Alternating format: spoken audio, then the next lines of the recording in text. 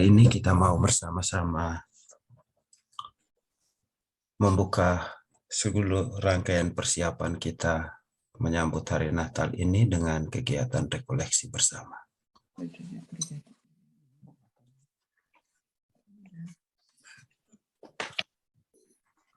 Kegiatan rekoleksi kita hari ini dibuat dengan urutan acara seperti ini. Lagu pembuka, doa pembuka, lalu kita bersama-sama mengamati poster Natal tahun 2021, bacaan kitab suci, lalu ada sharing dan pendalaman kitab suci, dan yang terakhir nanti perumusan niat dan aksi solidaritas Natal tahun 2021. Baik, untuk tidak berlama-lama, kita bersama-sama mendengarkan lagu pembuka. Oke, sudah kelihatan. Terima kasih. Ketika badai melanda hidupku, ku berlindung padamu Tuhan. Apabila ombak menimpa jalanku, ku bersandar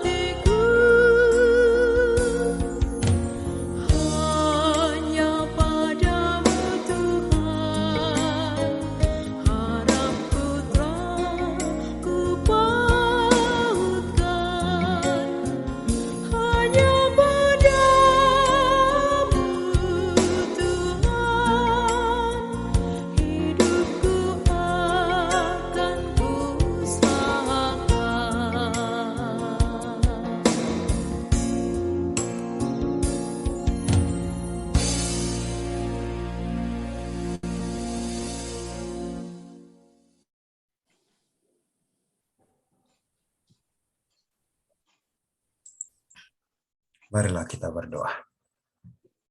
Dalam nama Bapa dan Putra dan Roh Kudus. Amin. Allah Tritunggal Maha Kudus, Bapa, Putra, dan Roh Kudus, kami bersyukur kepadamu karena Engkau menganugerahkan satu hari baru lagu kepada kami. Dan kami sebagai komunitas persaudaraan dan komunitas iman ingin mempersiapkan diri kami untuk menyambut kelahiran-Mu di tengah kami.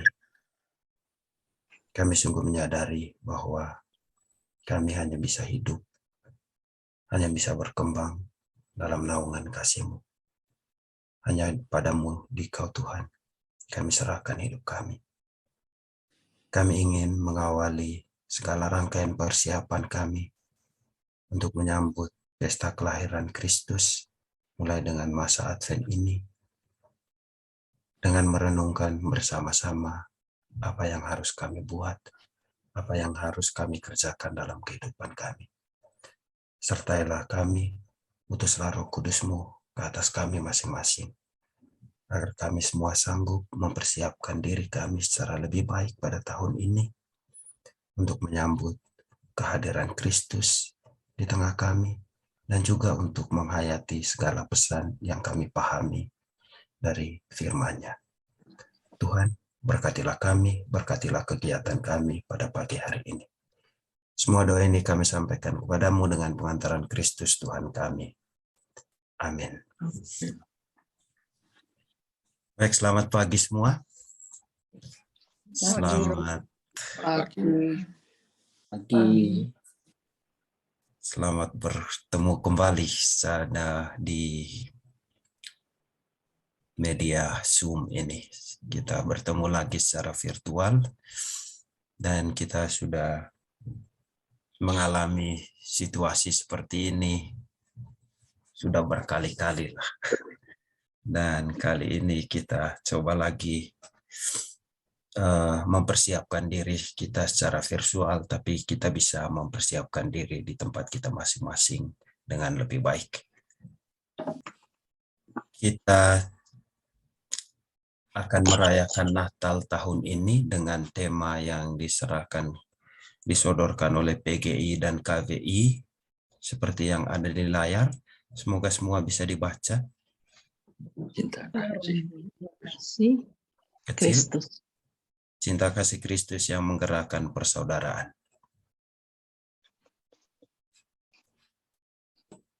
Ya. Gambarnya kelihatan tidak? Ya. Kelihatan Romo. Oke. Kita Bisa akan dibikin full screen nggak, Romo? Ya, Bisa dibikin full screen nggak itu gambarnya? bisa sih. Kita bikin sendiri.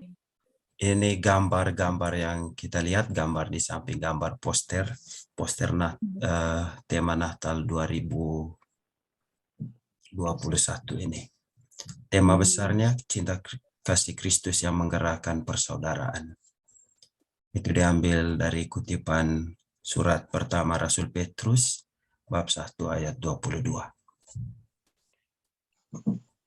Kita coba sama-sama mengamati poster ini dengan coba menjawab beberapa pertanyaan penuntun ini. Apa yang terlintas dalam pikiran saya ketika melihat gambar poster tema Natal ini? Apa yang saya bayangkan? Apakah saya menemukan Tuhan di dalam poster ini, di dalam gambar ini? Kita coba renungkan bersama-sama. Lalu nanti kita coba sharing hasil penemuan kita. Kita punya waktu sekitar 5 menit untuk lihat bersama poster ini dengan baik, lalu lihat gambar yang ada di dalamnya sambil merenungkan pertanyaan-pertanyaan ini.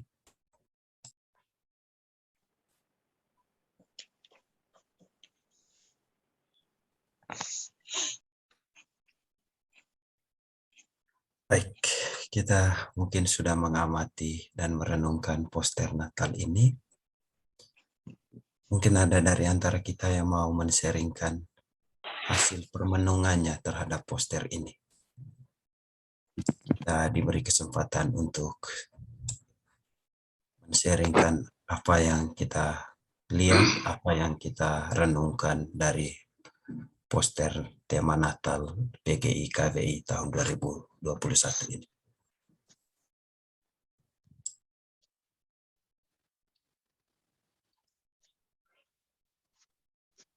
Ada yang mau mulai? Gak ada yang mau mulai, Romo.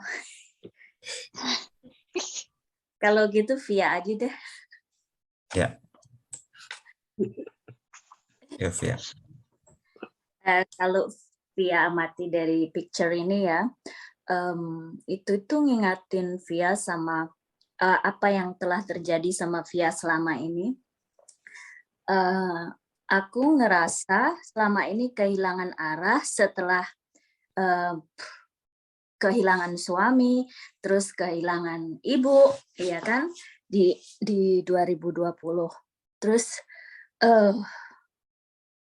aku tuh bener-bener down, bener-bener kehilangan arah. Terus aku cuma ingat satu, apa yang aku lakukan waktu itu, aku lari ke gereja terdekat di sini. Di dalam gereja itu, aku serahkan diri aku, dan aku yakin kalau Tuhan Yesus itu ada, dan aku yakin di antara aku ngerasa cobaanku itu sangat benar-benar sangat berat, yang what I can say is like benar-benar cobaan terberat dalam hidupku, yang aku tuh aku rasa aku nggak akan bisa melewatinya. Aku berserah sama Tuhan, dan aku yakin Tuhan itu ada, dan aku tanamkan ke dalam diri aku, kalau Tuhan itu rencanakan sesuatu yang paling indah di kedepannya gitu, in the future. So that sebelumnya aku tuh nggak begitu, jujur aku nggak begitu percaya kalau Tuhan itu ada.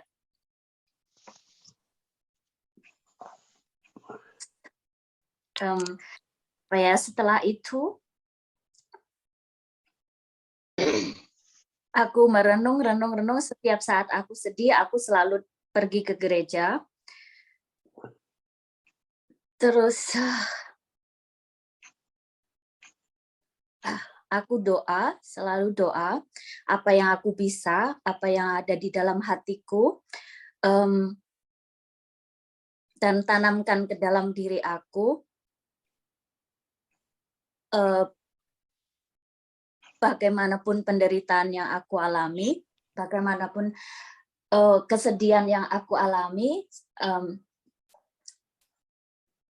sejak saat itu aku ngerasa kalau Tuhan itu ada, dan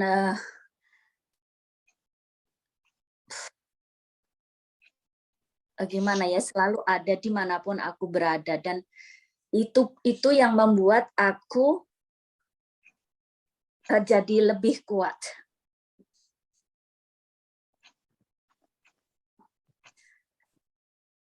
Jadi lebih kuat menjalani hidup.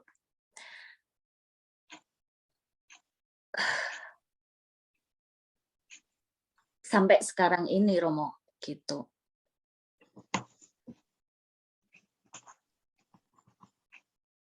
Baik, terima kasih Via untuk sharingnya. Mungkin banyak dari antara kita yang belum kenal siapa Via ini. Dia tinggal di Neuenkirche, di Niederösterreich. Lalu saat ini Mbak Via ini sedang belajar tentang agama Katolik, dan mungkin kalau Tuhan berkenan nanti akan dipermandikan. Dia sekarang belum dibaptis lah. Tapi dia sudah punya minat untuk bergabung bersama komunitas ini, dan hari ini untuk pertama kali dia ikut kegiatan KKIA.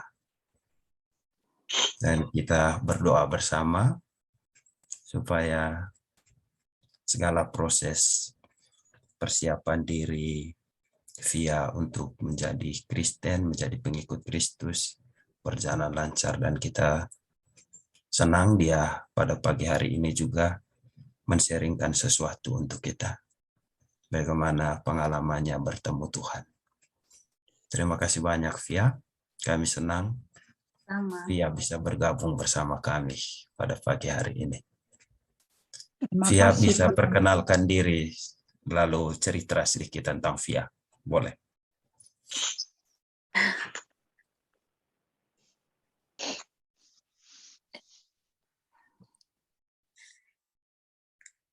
Asal Bisa? mulanya ini ya Romo, atau apa? Ya. Kan semuanya kenal Romo. Hmm. Kan Waktu udah Romo itu ke Poland kan?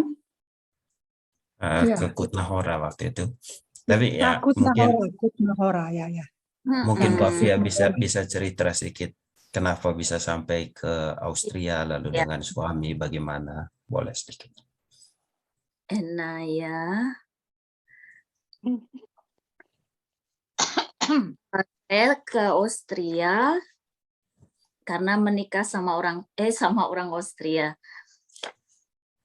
Terus ya, tapi saya masih tetap kerja. Jadi saya dari 2014 saya kenal suami saya.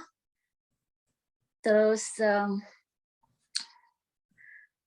tapi masih tetap bolak-balik kerja, nggak selalu netep di Austria. Jadi bolak-balik Austria ke luar Austria, Austria ke luar Austria karena masih kerja.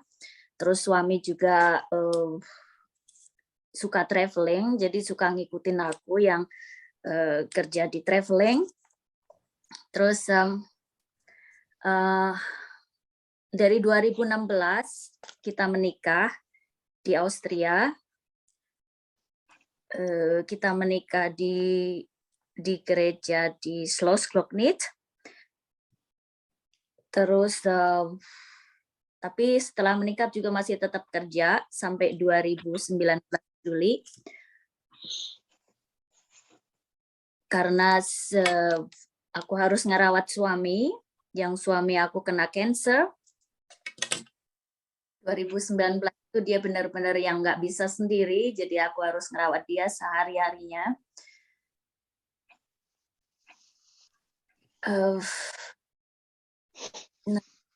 Ya sejak saat itu, sejak 2019 saya menetap di sini.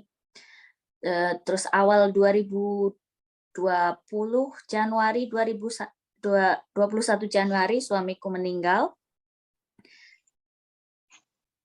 Terus habis itu corona, terus aku nggak bisa balik lagi, nggak bisa terbang lagi karena corona. Jadi sampai sekarang ini di sini di rumah di Austria. Doain aja, kayaknya sih saya mau balik terbang lagi. Nggak tahu mau ngapain di Austria. So, ya, ceritanya via ke Austria karena menikah sama orang Austria, teman-teman, ibu-ibu dan bapak-bapak. Dan ngerawat suami yang sakit, tapi dia sih nggak begitu sakit banget gitu, sakitnya tetap normal kayak orang biasa, yang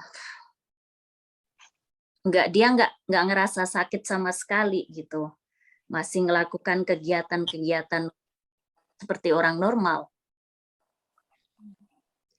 Terus ya, terus tiba-tiba dia pergi. Mungkin itu jalan yang terbaik buat dia. Tuhan kasih jalan yang terbaik buat dia biar dia tidak begitu tidak menderita di dunia ini kali. Nggak tahu.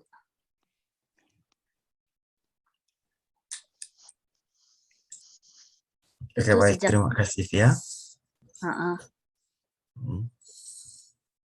Terima kasih juga untuk sharing dan sekaligus perkenalan awal dengan komunitas ini. Kita kembali ke poster tadi. Tadi Via lihat poster ini, poster tema Natal ini, lalu coba mengkaitkan dengan situasi pengalaman pribadi yang dia alami selama ini. Bahwa ada tangan Tuhan yang menolong, merangkul dia ketika dia kehilangan arah, ketika dia mengalami peristiwa kehilangan suami dan tidak tahu harus bekerja atau berbuat apa dalam menghadapi situasi atau pengalaman pahit dalam hidupnya. Dia merasakan ada tangan Tuhan yang memegang dia. Mungkin itu yang dilihat dari poster ini. Ada yang lain yang mau sharingkan pengalamannya juga mungkin?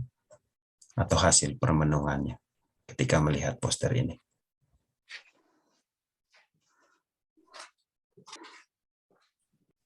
Kita kembali ke gambar yang tadi, Romo, ke posternya. Oh, sekarang sudah lewat ya? Oh ya. Iya. Boleh saya bilang Yuk. sedikit ya? Silakan. Kalau saya lihat tangan di sini, Romo, tangan ini merangkul. Dan orang yang dirangkul itu, kalau dari jauh kita lihat gambarnya tuh seperti kayak orang sakit kulit. Dan kalau dilihat lebih dekat lagi gambarnya, ternyata itu gambar semua orang dari berbagai jenis, begitu loh. Kalau saya cuma mau tambahkan di sini bahwa tangan Tuhan yang digambarkan di sini merangkul semua orang dari berbagai keadaan. Nggak pandang ras, nggak pandang keadaan kita bagaimana saat itu.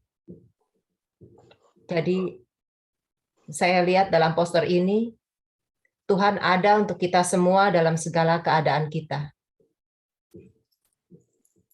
Itu aja, Romo. Terima kasih banyak, Mbak Cecil. Ada lagi yang mau sharingkan hasil permenungan tentang poster Natal tahun ini? Boleh saya, Romo? Yuk, Pak David. Nah, melihat tema ini dengan poster ini, saya teringat dengan nats Alkitab yang dari Matius 25 ayat 35 sampai 40. Yang mana di sana dituliskan, sebab ketika aku lapar, kamu memberi aku makan. Ketika aku haus, kamu memberi aku minum. Ketika aku orang asing, kamu memberi aku tumpangan. Ketika aku telanjang, kamu memberi aku pakaian. Ketika aku sakit, kamu melawat aku. Ketika aku di dalam penjara, kamu mengunjungi aku. Maka orang-orang benar itu akan menjawab dia, katanya, Tuhan, bila manakah kami melihat engkau lapar dan kami memberi engkau makan, atau haus dan kami memberi engkau minum? Bila manakah kami melihat engkau sebagai orang asing dan kami memberi engkau tumpangan, atau telanjang dan kami memberi engkau pakaian? Bila manakah kami melihat engkau sakit atau dalam penjara dan kami mengunjungi engkau? Dan raja itu akan menjawab mereka, aku berkata kepadamu, sesungguhnya segala sesuatu yang kamu lakukan untuk salah seorang dari saudaraku yang paling hina ini, kamu telah melakukannya untuk aku. Nah, saya melihat di gambar itu mengingatkan cinta kasih Kristus kepada kita semua orang. Bahwa kalau kita memang bisa melayani semua orang, berarti kita juga sudah melayani Kristus. Dan dalam perjalanan hidup yang panjang, ada satu yang menjadi prinsip dalam kehidupan saya. Dengan apa yang sudah saya terima, berkat yang sudah saya terima dari Tuhan. Bahwa kalau saya memberi, itu bukan berarti saya, karena saya sudah menerima lebih dahulu. Karena Tuhan sudah memberikan kepada saya lebih dahulu. Baik, saya pikir itu aja, Romo, dari saya.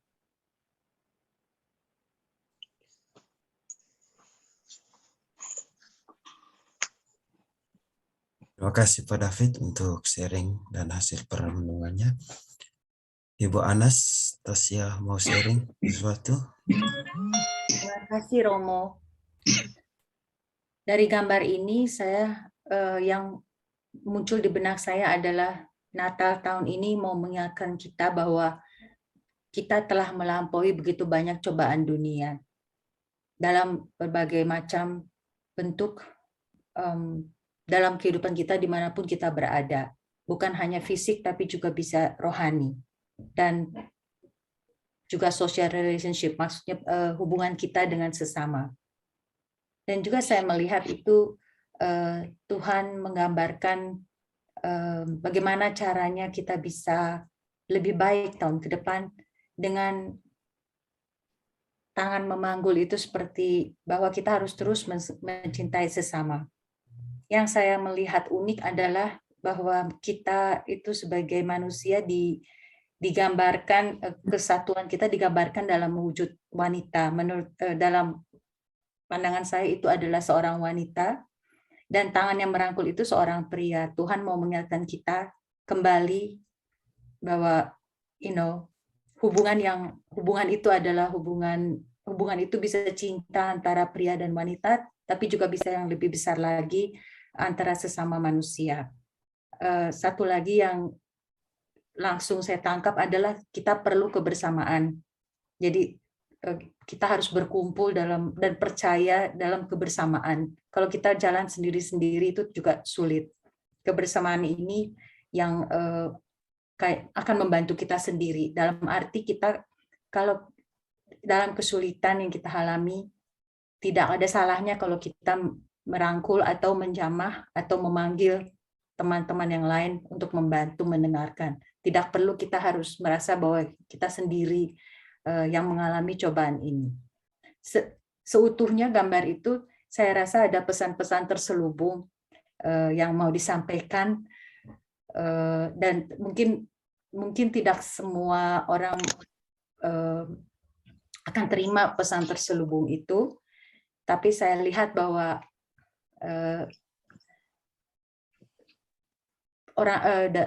seutuhnya Katolik itu punya nilai-nilai tersendiri. Dan nilai-nilai tersendiri itu mau disampaikan dalam gambar ini. Yang mungkin kalau kita lihat kenapa hanya sepertinya laki-laki dan perempuan gitu di situ ya. Padahal kan kalau kita mengerti sendiri dengan perkembangan zaman ini kita tidak boleh menutup hanya dengan laki-laki dan perempuan saja.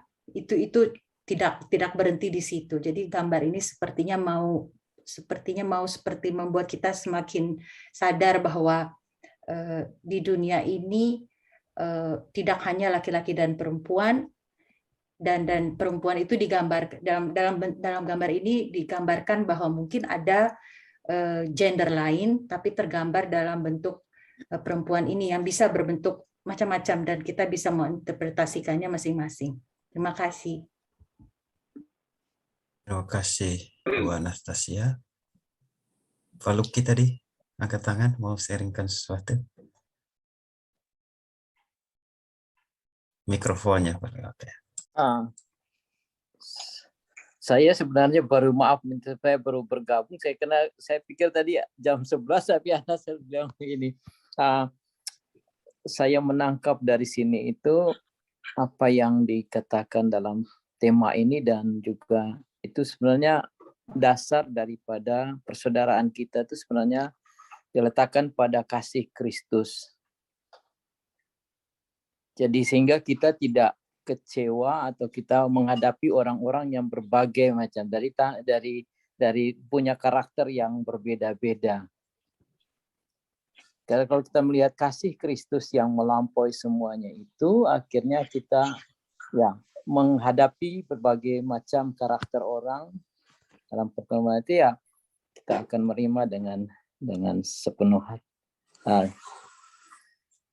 Kemudian ada lagi dari gambar itu saya menangkap bahwa digambarkan di situ bahwa tangan itu yang merangkul lebih dulu, artinya yang merangkul. Jadi dalam posisi gambar yang sebenarnya manusia kita ini orang yang lemah di dalam background yang punya berbagai masalah ada di belakang saya. Saya melihat itu seperti ada salju, ada api, ada asap atau apa gitu. Tapi itu artinya kita melangkah di dalam perjuangan kita sebagai manusia, tetapi itu kita dalam keadaan yang lemah, sehingga rangkulan itu menjadikan persatuan itu lebih baik. Jadi ya, kalau kita bisa bersatu, bersaudara bersama-sama tanpa memikirkan latar belakang dia, mungkin dia dari pihak yang non Kristen atau dia dari pihak Kristen atau apa saja. Itu sementara Romo dan teman-teman semua. Terima kasih. Terima kasih banyak, Pak Luki. Masih ada lagi? Romo, sedikit. Pak Victor, ya. Sedikit. Wah, itu melihat gambar itu sama dengan yang disampaikan oleh Pak Lukito tadi. Saya tergerak dengan tangan yang memeluk. Itu saya pikir ya suatu, bukan orang siapa orangnya, tetapi saya tergerak kepada tangan yang memeluk kepada orang tersebut. Itulah yang saya kira sehubungan dengan tema ini di dalam, kalau kita membaca dari 1 Petrus ayat 1 ayat 22, kita harus baca perikopnya semuanya. Kenapa ini ayat ini keluar? Itu kita dari perikop dari bacaan ini adalah kekudusan dan kasih persaudaraan. Ya, akibat dari kita sudah kudus, makanya dikatakan kuduslah kamu sebab aku kudus, kata Yesus. Kemudian dikatakan di sini ayat 18, sebab kamu tahu bahwa kamu telah ditebus dari cara hidupmu yang sia-sia yang kamu warisi dari nenek moyangmu, itu bukan dengan barang-barang yang fana, bukan pula dengan perak dan emas, melainkan dengan darah yang mahal, yaitu darah Kristus, yang sama seperti darah anak domba yang tak bernoda dan yang tak bercacat. Ia telah dipilih sebelum dan seterusnya, oleh dialah kamu percaya kepada Allah yang telah membangkitkan dia dari antara orang mati dan yang telah memuliakannya sehingga imanmu dan pengharapanmu tertuju kepada Allah. Akibat dari kita ini sudah ditebus, sudah dilepaskan dari dosa kita, dan kita hidup kudus, maka kita diminta untuk senantiasa mengamalkan kasih persaudaraan yang tulus ikhlas yang Tuhan inginkan dalam kehidupan kita. Jadi saya lebih cenderung melihat tangan yang memeluk, yaitu akibat dari kita yang sudah diselamatkan. Itu aja, Romo. Terima kasih Pak Victor untuk sharingnya. Ya, kita bisa menafsirkan gambar poster ini ya sesuai dengan pengalaman kita. Dan sebagai sebuah gambar, dia sangat terbuka untuk setiap tafsiran, untuk setiap interpretasi. Itu tergantung pengalaman kita masing-masing, kita melihat gambar ini. Tapi kita coba bersama-sama merenungkan gambar ini sesuai dengan apa yang mereka berikan, penjelasan yang diberikan oleh pihak PGI dan KVI. Kita coba lihat ke halaman berikutnya.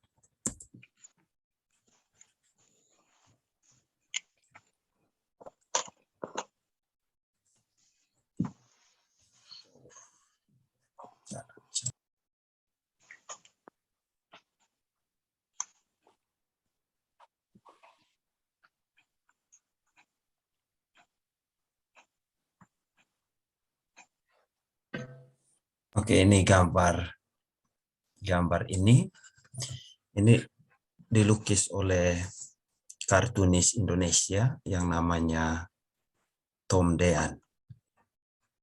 Gambar ini berisi sebuah tangan dengan lengan baju yang setengah terlipat merangkul satu sosok manusia yang dibuat dengan latar warna coklat. Manusia itu kita lihat, manusia besar yang dirangkul itu berbaju coklat. sosok ini dipenuhi juga dengan gambar manusia lain. Manusia di dalam manusia ini. Sementara bagian belakangnya diisi dengan panorama alam yang mengering karena kemarau, reruntuhan bangunan, serta asap yang mengebul ke langit.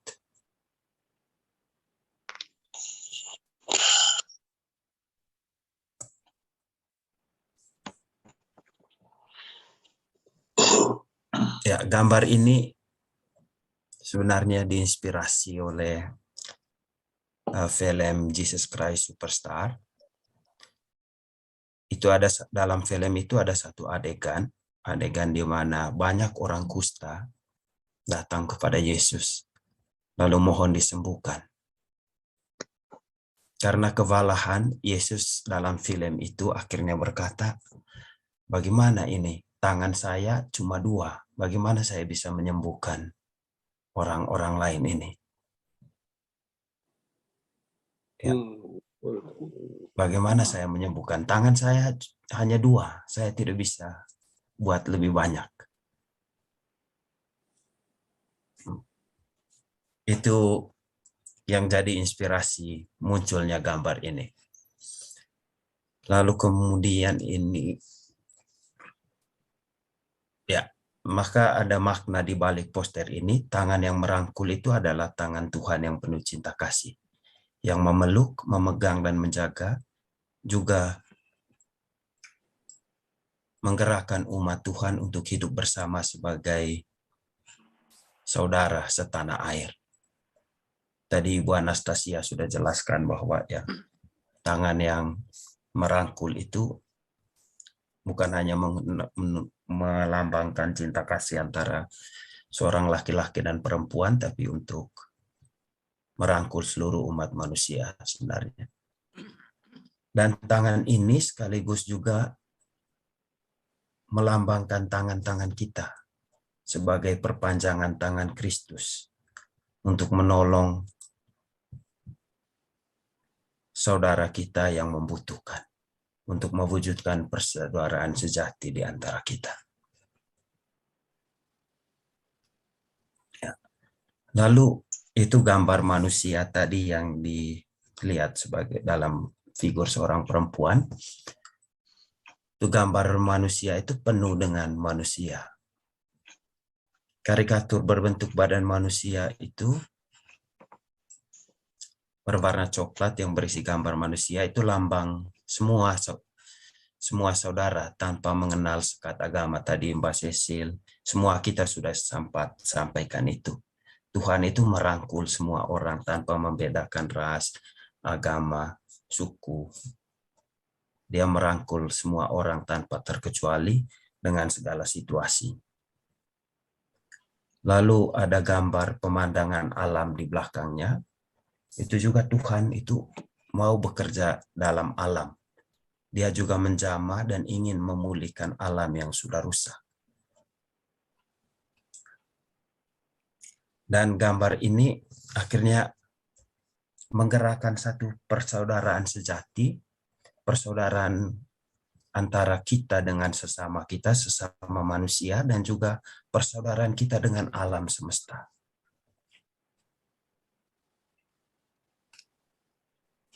Lalu tangan yang ketiga itu, tangan di dalam gambar ini hendak juga mengatakan kepada kita bahwa kita harus jadi tangan-tangan Kristus. Karena mereka perpanjangan tangan Kristus untuk mereka yang sedang berteriak, sedang kewalahan. Dan sesungguhnya poster ini atau tema Natal ini dirumuskan ketika bangsa kita, bangsa Indonesia sedang berada dalam, atau dunia sedang berada dalam pandemi virus corona ini. Dan dalam situasi itu ada banyak orang menderita, ada banyak orang kehilangan pekerjaan, sakit, malah kehilangan orang-orang kesayangannya. Lalu di tengah situasi itu, kita sebagai orang-orang yang percaya kepada Kristus diharapkan untuk bisa mewujudkan persaudaraan sejati dengan saling mengasihi, Maka tema itu akhirnya dirumuskan cinta kasih Kristus yang menggerakkan persaudaraan. Seperti yang Pak Luki, Pak Victor, atau Pak David katakan tadi, persaudaraan yang kita bina dengan sesama manusia atau dengan alam semesta itu harus berakar, harus bersumber dari pengalaman kita dicintai oleh Tuhan sendiri. Perbuatan kasih kita kepada orang lain adalah perwujudan tindakan kita membalas cinta kasih yang telah kita alami dari Tuhan sendiri. Maka dasar persaudaraan kita, dasar kebersamaan kita dalam komunitas adalah karena kita sudah lebih dahulu dicintai Tuhan. Itu kira-kira makna dari poster yang kita renungkan, makna dari tema Natal tahun 2021 ini. Baik, terima kasih untuk semua sharing dan untuk semua permenungan kita tentang poster ini. Tema ini seperti yang sudah Pak Victor jelaskan tadi, itu diinspirasi oleh teks surat pertama Petrus bab 1 ayat 22. Nanti kita akan baca perikop ini keseluruhannya dari ayat 13 sampai 25 saya kira.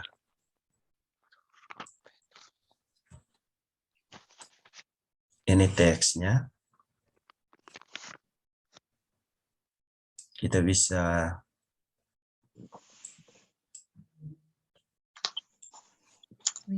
kalau ada kitab suci di rumah boleh dibuka. Kalau tidak ada nanti bisa baca di layar HP kita. Mudah-mudahan bisa dibaca.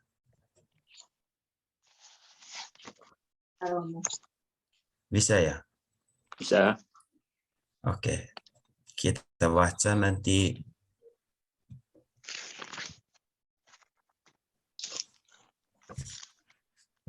ayat 18 sampai 25-nya ada di halaman berikutnya.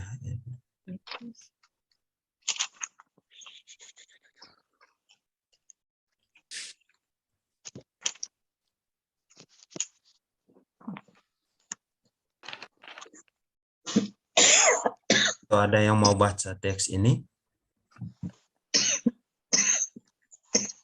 Sebelum kita. Saya baca Romo. Oke, yuk Pak Victor. Ya. 1 Petrus 1 ayat 18 sampai dengan ayat 25. Dari 18 saya Romo? 13. Dari 18 atau dari 13? 13 dong. Oh, 13. Oke. Kekudusan dan kasih persaudaraan. Sebab itu, siapkanlah akal budimu, waspadalah dan letakkanlah pengharapanmu seluruhnya atas kasih karunia yang dianugerahkan kepadamu pada waktu penyataan Yesus Kristus. Hiduplah sebagai anak-anak yang taat dan jangan turuti hawa nafsu yang menguasai kamu pada waktu kebodohanmu. Tetapi hendaklah kamu menjadi kudus di dalam seluruh hidupmu, sama seperti Dia yang kudus, yang telah memanggil kamu, sebab ada tertulis, kuduslah kamu, sebab aku kudus. Dan jika kamu menyebutnya Bapa, yaitu Dia yang tanpa memandang muka, menghakimi semua orang menurut perbuatannya, maka hendaklah kamu hidup dalam ketakutan selama kamu menumpang di dunia ini. Sebab kamu tahu bahwa kamu telah ditebus dari cara hidupmu yang sia-sia, yang kamu warisi dari nenek moyangmu. Itu bukan dengan bara yang fana, bukan pula dengan perak atau emas, melainkan dengan darah yang mahal, yaitu darah Kristus yang sama seperti darah anak domba yang tak bernoda dan tak bercacat. Ia telah dipilih sebelum dunia dijadikan, tetapi karena kamu baru menyatakan dirinya pada zaman akhir,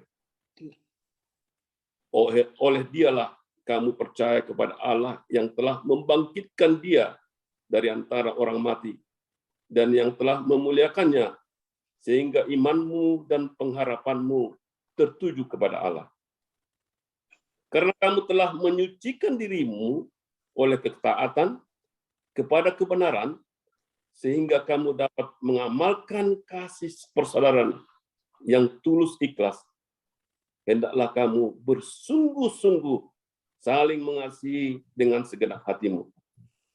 Karena kamu telah dilahirkan kembali, bukan dari benih yang fana, tetapi dari benih yang tidak fana, oleh firman Allah yang hidup dan yang kekal. Sebab semua yang hidup adalah seperti rumput, dan segala kemuliaannya seperti bunga rumput. Rumput menjadi kering, dan bunga gugur. Tetapi firman Tuhan tetap untuk selama-lamanya. Inilah firman yang disampaikan Injil kepada kamu. Demikian firman Tuhan. Oke, itu teks kita. Teks 1 Petrus ayat 13 sampai 25. Teks ini sedikitnya sudah menjelaskan kenapa kita harus membangun persaudaraan dengan orang-orang lain, dengan sesama kita atau juga dengan alam semesta.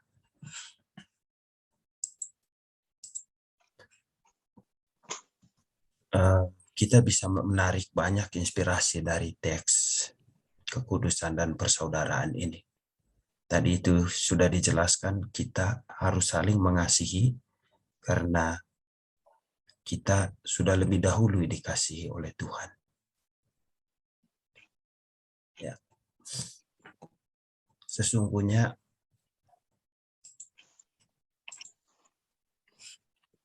Tuhan itu adalah kasih.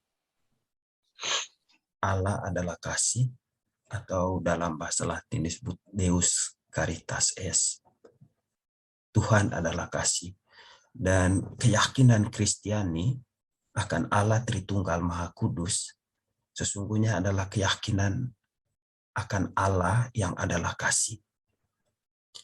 Kita percaya Allah dengan memberi predikat Dia sebagai Bapa, Putra, dan Roh Kudus. Bapa, kita percaya Allah sebagai Bapa karena Dia menciptakan segala sesuatu. Dan kalau kita baca kitab Kejadian, di situ Allah menciptakan dunia dan segala isinya justru hanya karena Dia mencinta. Cinta yang menggerakkan Allah itu untuk menciptakan dunia. Kalau baca di kitab Kejadian bab 1 itu pada mulanya adalah kosong. Semua alam semesta. Alam semesta itu kosong. Lalu Tuhan karena cinta Dia mau menciptakan bumi. Kemudian setelah Dia ciptakan bumi, ada sabda yang bilang tidak baik kalau hanya ada alam saja. Harus ada manusia. Dan Dia ciptakan manusia karena Dia mencintai manusia. Lalu Dia menempatkan manusia itu di tengah Taman Eden. Lalu Dia bersabda supaya manusia itu berkembang biak, beranak cucu, dan membagi cinta itu.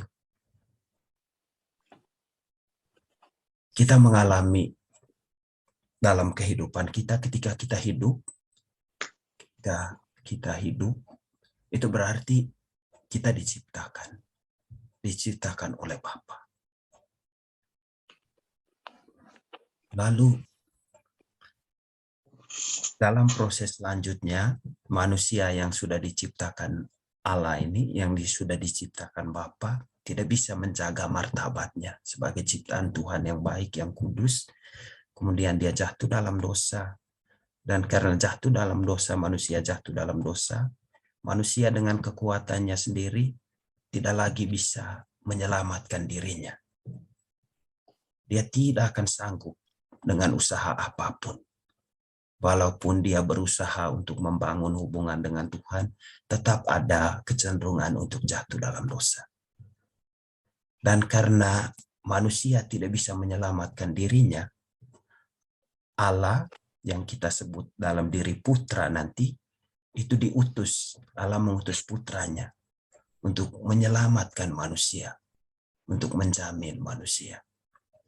Maka Allah mengutus putranya menjadi manusia yang tinggal di antara kita, menjadi salah satu di antara kita. Dalam diri putra, kita melihat dalam diri sesama kita wajah Allah. Dalam diri Yesus Kristus kita bisa melihat sesama kita, orang-orang yang menderita di samping kita, sama saudara kita, istri, anak, orang tua kita adalah wajah-wajah Allah. Dan itu menjadi perwujudan iman kita akan putra. Lalu kemudian iman kita ini akan putra akan selalu dikuatkan kalau kita bisa melihat ke dalam diri kita sendiri. Roh Kudus diutus agar kita sanggup memiliki iman ini, agar iman itu tumbuh dalam pribadi kita, dalam diri kita. Maka ketika orang Kristen bilang, saya percaya akan Allah Tritunggal Maha Kudus, Bapa, Putra, dan Roh Kudus, maka orang Kristen itu memiliki pengalaman cinta dalam 3 arah. Yang pertama, dia harus mencintai Allah, mencintai Tuhannya yang telah menciptakan dia. Lalu yang kedua, dia harus mencintai sesamanya. Dan yang ketiga, dia harus mencintai dirinya sendiri. Ketika kita percaya pada Bapa, percaya pada Allah Bapa, kita menunjukkan cinta kita kepada Tuhan. Ketika kita percaya kepada Allah Putra, kita menunjukkan cinta kita kepada sesama kita.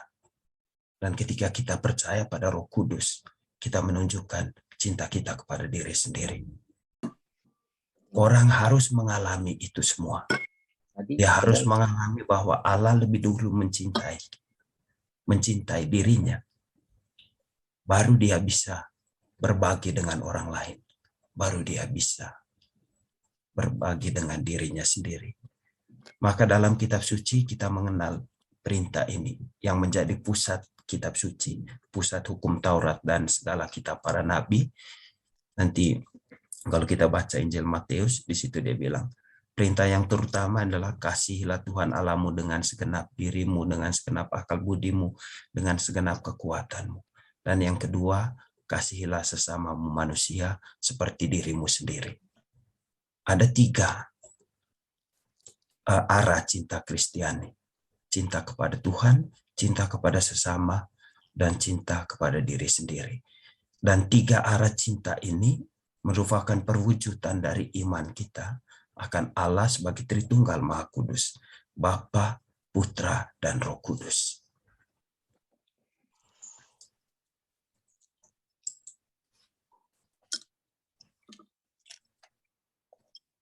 Maka orang tidak akan bisa mengasihi dirinya sendiri, tidak bisa mengasihi sesama manusia kalau dia tidak lebih dahulu mengalami cinta Allah.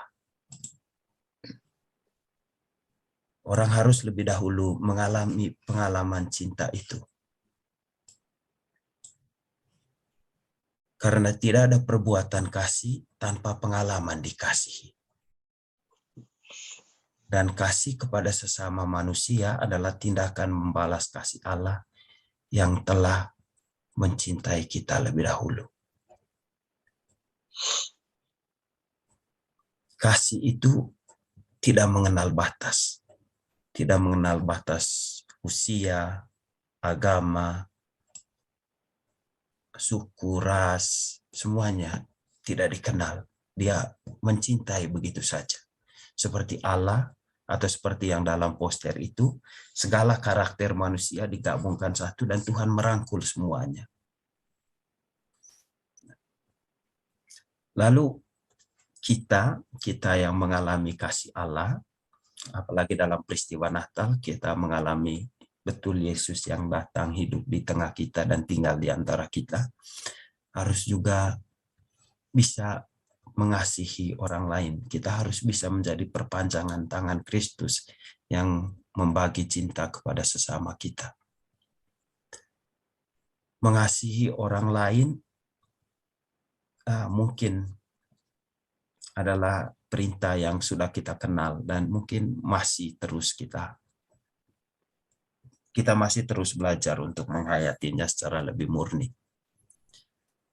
Dalam kitab suci itu ada satu pertanyaan yang kalau kita baca kisah perumpamaan tentang orang Samaria yang baik hati itu,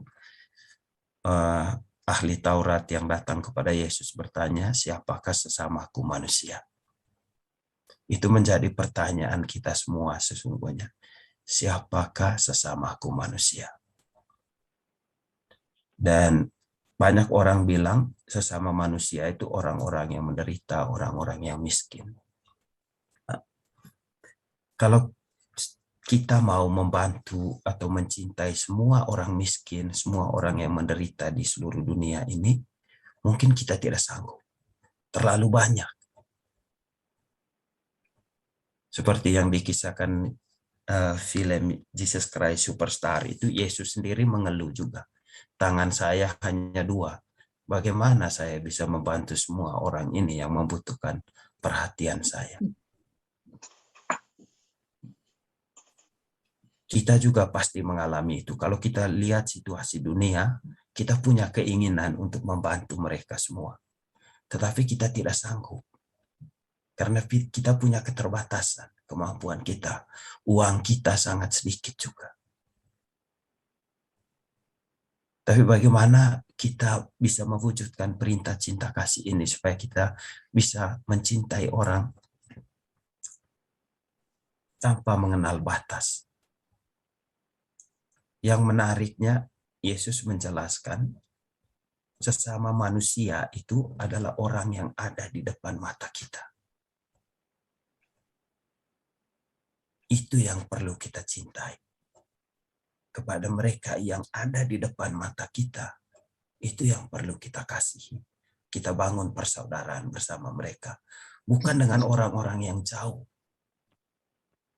yang ada di negara lain, di benua lain. Tetapi betul yang kita lihat dengan mata itu sesama kita.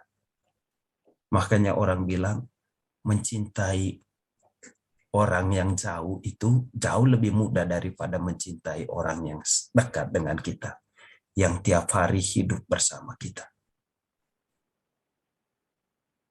Dan itu tantangan untuk kita sebenarnya. Bagaimana kita membangun persaudaraan dengan orang yang kita kenal secara dekat, tahu latar belakangnya. Kalau kita mau bantu misalnya orang yang terkena korban bencana, kita bisa cepat bantu. Tapi ketika mau bantu sahabat kita yang membutuhkan bantuan kita di depan kita, mungkin kita mengajukan banyak pertanyaan. Untuk apa bantuan ini? Itu mulai, bagaimana kalau saya bantu dia, apakah dia berterima kasih atau tidak? Ada banyak pertanyaan, dan itu menjadi pertanyaan dan permenungan kita dalam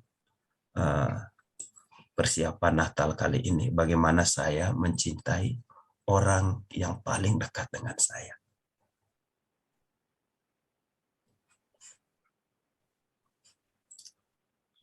Ada yang mau sharingkan pengalamannya bagaimana dicintai Allah dan bagaimana mencintai?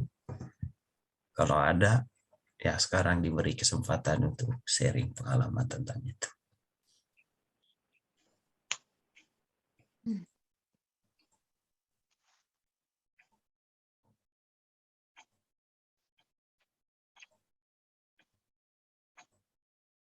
Boleh saya sedikit share aja, Romo? Ya. Untuk yang tadi ketidakmampuan kita untuk melakukan cinta kasih yang Tuhan ajarkan ke kita itu,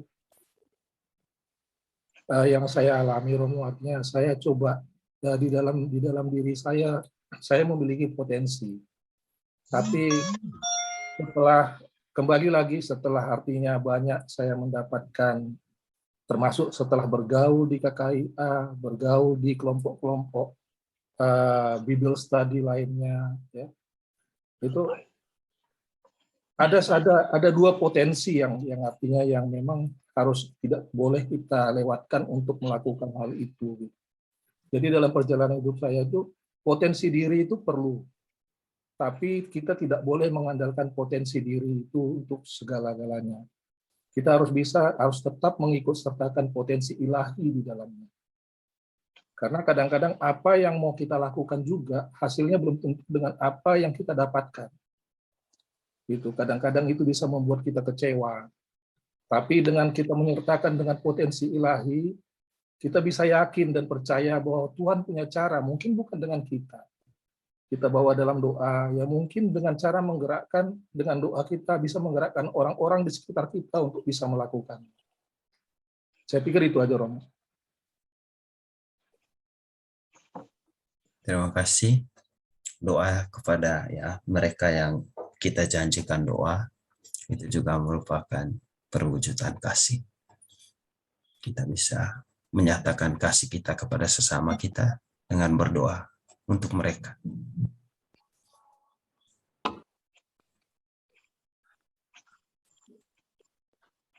Tapi yang perlu diingat, jangan hanya sebatas doa. Karena orang tidak makan dari doa, tapi makan dari makanan juga.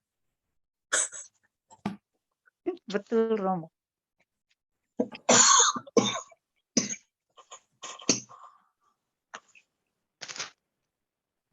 Ada? Masih ada lagi yang mau sharing? Lisa? Terima kasih, Romo. Ini terkait pengalaman mencintai dan dicintai ya. Mungkin kalau sharing dari pengalaman pribadi gitu ya, mungkin singkat aja. Saya merasakan bahwa saya dicintai di sini karena ketika saya sampai di Austria sejak pertama kali, saya tidak pernah merasa sendiri karena saya diajak Romo Tanto waktu itu ke KKIA. Kemudian saya merasakan di situ hangat, gitu, dan saya merasakan keluarga dan saya merasa diterima. Dan kemudian itu tidak pernah putus pengalaman itu hingga saat ini, gitu ya. Jadi saya merasakan bahwa wah saya yang bukan siapa-siapa, gitu ya. Saya tidak ada hubungan keluarga dengan teman-teman KKIA, tapi saya diterima. Maka saya merasa bahwa saya sangat dicintai hingga saat ini. Itu yang saya rasakan. Terima kasih, Romo. Terima kasih, Lisa. Ada pengalaman dicintai dan dia temukan itu dalam komunitas kita. Masih ada lagi? Suster Bene mungkin.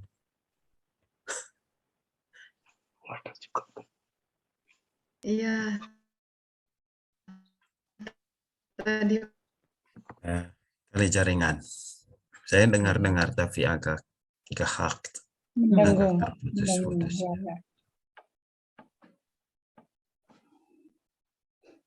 Oke, nanti. Mungkin ada yang lain selagi kita tunggu dia. Saya boleh, Romo? Oke. Ini singkat aja, kejadiannya baru saja terjadi beberapa hari yang lalu.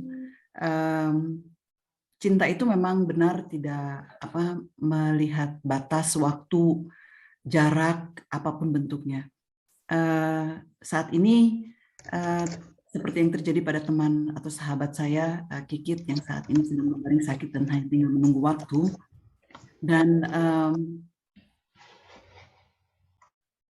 satu hal yang saya bisa mengerti adalah pada saat saya mendengar bahwa Kikit itu sudah sakit dan hanya tinggal menunggu waktu, saya langsung memutuskan untuk berangkat. Satu. Namun pada saat keputusan saya akan berangkat ke Swiss, itu pun masih tergantung kepada situasi dan kondisi. Jadi saya hanya berpikir bahwa kalau memang Tuhan ingin mempertemukan saya dengan dia, kiranya semuanya terjadi seperti apa yang dikatakannya atau apa yang menjadi keinginannya. Sebelum saya berangkat, saya bilang sama Fritz, saya mau ke Swiss, Kikit sakit, apakah dia juga bersedia untuk pergi? Nah, knowing Fritz, seorang yang sering bepergian, setelah lockdown ini dia sama sekali tidak mau melakukan satu perjalanan apapun kecuali dengan kendaraan sendiri. Dia juga tidak mau melakukan dengan kereta atau public transportation. Tapi dalam hal ini dia bilang oke, dia akan berangkat. Dan tidak hanya itu, dia juga mengurusi semua tiket kepergian dengan tepat waktu. Saya melihat ada satu cinta yang terjadi, satu mukjizat. Menurut saya ini mukjizat karena Fritz itu bukan tipe orang yang seperti itu. Jadi itu sudah dilakukan. Itu saya hanya bisa bilang bahwa itulah karya Tuhan. Kedua, terjadi suatu kejadian di sini bahwa di rumah kami ada pipa air yang bocor dari lantai atas sehingga mengenai tempat tinggal kami. Itu satu kejadian di mana pada saat yang kami sudah memutuskan untuk berangkat, 2 hari sebelumnya itu terjadi. Dan kita semua tahu kalau udah ada pipa bocor kayak gitu urusannya akan ribet. Tapi itu pun bisa diatasi tepat waktu. Yang ketiga yang amat sangat saya rasakan betapa Tuhan itu ada dimanapun dan akan bekerja kepada siapapun dalam bentuk apapun. Pada saat saya berangkat ke sana, saya minta bantuan kepada teman-teman untuk komunitas Rosario Bersama untuk berdoa bagi Kikit, karena kebetulan Kikit juga seorang Katolik. Dan di Swiss itu juga ada perkumpulan, ada Kikit juga punya kelompok, tetapi kelompok ini ternyata bukan kelompok yang hanya Kristen, tetapi campur. Jadi kelihatannya tidak ada kelompok khusus yang untuk berdoa untuk seorang yang sakit. Nah, saya minta bantuan kepada kelompok Rosario Bersama ini untuk bisa berdoa bersama Kikit. Dan yang sangat tidak bisa saya bayangkan, Kikit juga merasakan bahwa sampai di rumah sakit, saya tidur di kamarnya, saya bermalam di rumahnya, di rumah sakit. Saya tidak tinggal di hotel, tapi saya bermalam di rumah sakit menunggu Kikit. Kita berdoa bersama, dan perlahan Kikit yang tadinya bergantung sekali kepada painkiller, dia perlahan mengurangi painkillernya. Dan kemarin 2 hari yang lalu setelah saya kembali dari sana, dia bilang bahwa dia tidak membutuhkan lagi painkiller karena dia sakitnya sudah hilang. Terlepas dari waktunya yang tinggal sebentar, waktunya tinggal sedikit, tetapi sakitnya sudah diangkat dan sudah diambil, dan dia sudah tidak lagi sakit.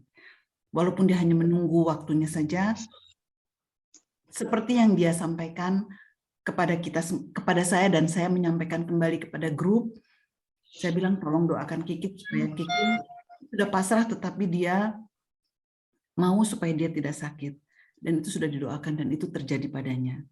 Dan itulah kasih yang saya rasakan, itulah hadiah Natal yang bagi saya, mungkin bagi Kikit, yang dia sangat merasakan doa-doa tersebut sampai kepadanya, untuk Fritz, suami saya, dan untuk semua orang.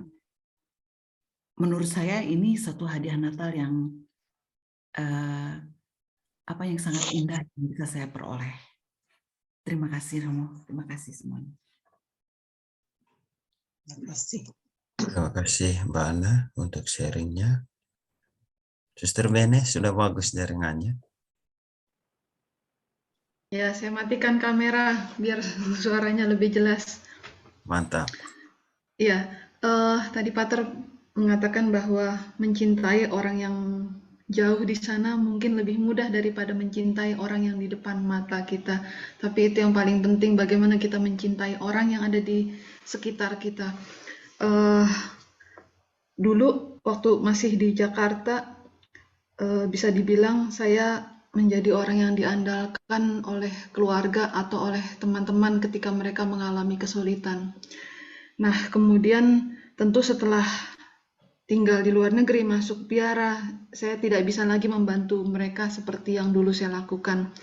Beberapa bulan lalu ketika Indonesia sedang tinggi-tingginya dengan kasus COVID, kemudian saya mendapat berita bagaimana 6 orang keluarga saya sakit, teman-teman saya juga sakit dan dengan kondisi yang parah, dengan berbagai kesulitan. di situ saya merasa saya nggak bisa berbuat apa-apa dengan kondisi yang jauh. Saya memikirkan mereka yang jauh.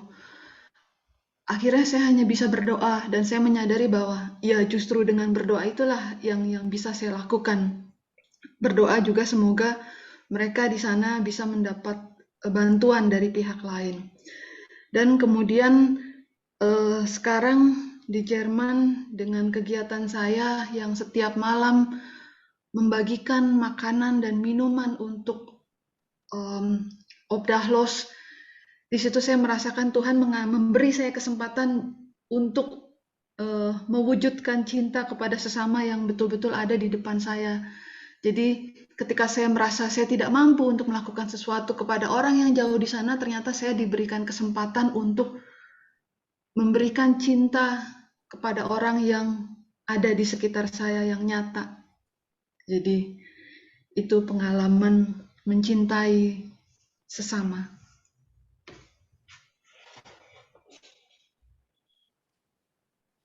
Terima kasih, Suster. Masih ada lagi yang mau? Ya, Romo. Tante Andi? Ya, terima kasih Romo. Pengalaman saya adalah dicintai. Sewaktu saya susah, saya ditinggalkan oleh putri saya dan suami saya. Saya berterima kasih kepada Tuhan bahwa banyak yang tidak meninggalkan saya. Jadi teman-teman saya semuanya pada mendukung saya dan mencintai saya, membantu saya dalam kesusahan dan tidak meninggalkan. Jadi saya merasa toh saya banyak yang dicintai dan saya pengalamannya bahwa Yesus itu Tuhan kami telah menolong sehingga semuanya mencintai saya dan sesudahnya saya berusaha mencintai orang lain dengan membantu siapa saja yang perlu bantuan dari saya bantu dalam segala hal. Juga adik-adik saya yang kekurangan saya bantu. Semuanya saya coba karena saya sudah terima kasih sayang Tuhan dan kasih sayang teman-teman kepada saya. Jadi saya mulai hidup secara cinta kasih kepada sesama dengan bisa apa yang saya bantu dengan doa atau dengan segala yang saya miliki, apa yang saya punya, kalau saya bisa beri, saya beri. Itu saja, Romo. Karena saya belajar dari Yesus tentang cinta kasih selama ini, dan saya dikuatkan ketika semua teman-teman membantu saya dalam saya kesusahan. Jadi saya berusaha membantu orang lain sekarang. Dan sanak saudara saya di Indonesia. Terima kasih Romo, itu saja. Terima kasih Tante Andi untuk sharingnya.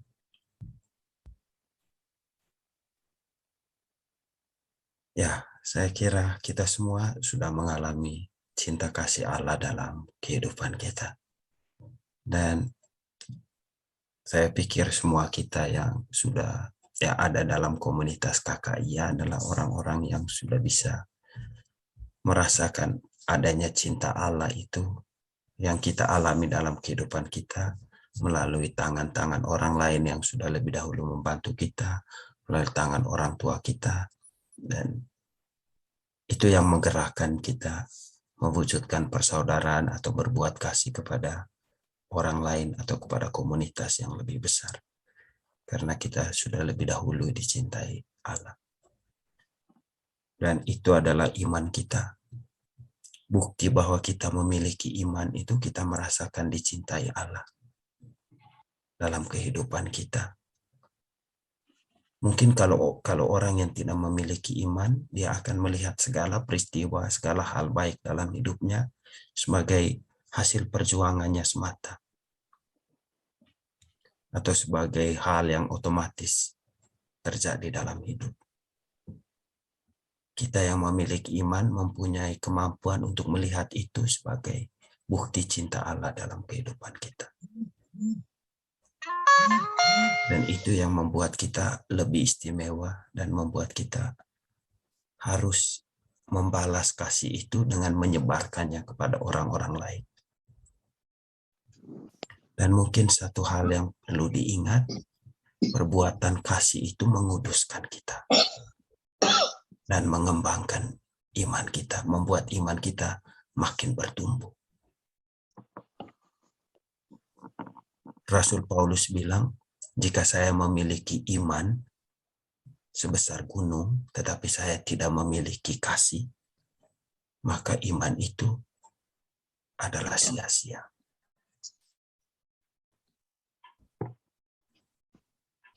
Tidak ada iman tanpa kasih.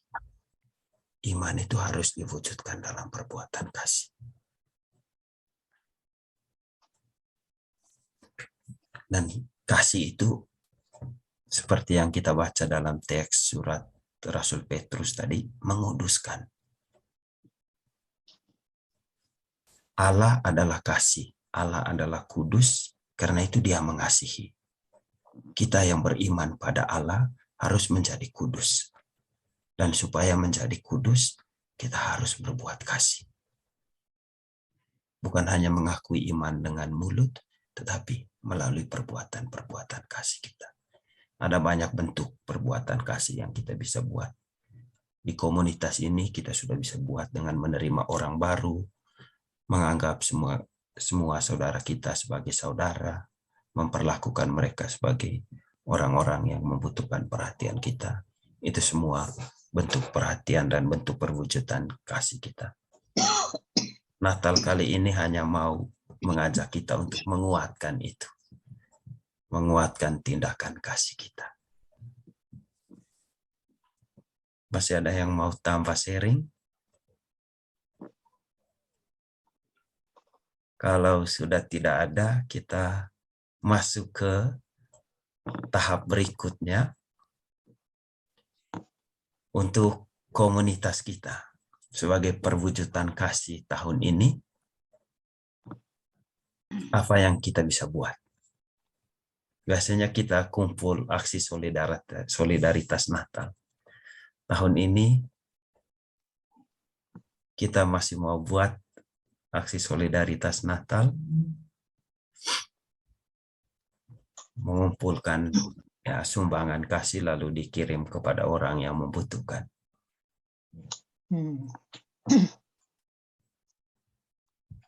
Seperti yang kita buat tahun-tahun sebelumnya. Tahun sebelumnya kita apa ya? Petrus pernah ini membutuhkan ya. Coba dia ke Romo Petrus. Usul Romo. Kalau misalnya mau buat aksi Natal dan memang mau nyumbang ke Indonesia, sekarang Indonesia sedang bencana banjir di Kalimantan, di Sintang khususnya cukup parah gitu. Kemarin kami juga di Gereja Katolik Indonesia juga menggalang dana ke Keuskupan Sintang. Jadi kalau misalnya bisa dapat menjadi alternatif. Terima kasih. Oke, salah satu alternatif ke Sintang.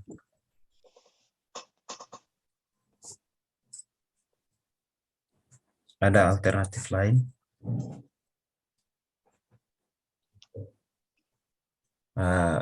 Waktu ibadat bulan November kemarin, saya sudah umumkan bahwa mungkin kita bisa kirim juga untuk Romo Petrus itu, karena ada pembangunan tempat pelatihan mereka dan mereka butuh 35 juta. Saya kira itu satu alternatif lagi. Lalu Romo Luis juga masih cari-cari dana untuk pembangunan gereja di Stasi, salah satu kampung di Flores. Ada banyak orang yang membutuhkan uluran tangan kasih kita. Tapi kita tidak bisa bantu semuanya. Harus seperti Yesus juga.